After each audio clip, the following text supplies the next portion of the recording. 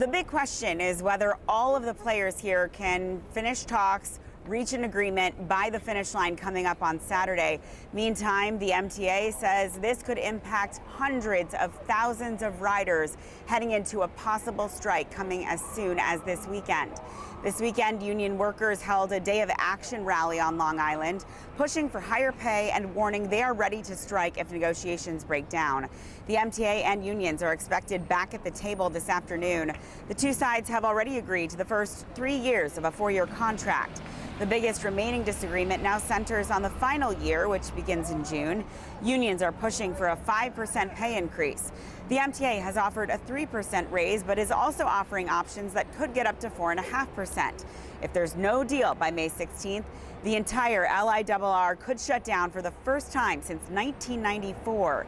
The MTA has released a contingency plan, including limited shuttle buses from some Long Island stations into Queens.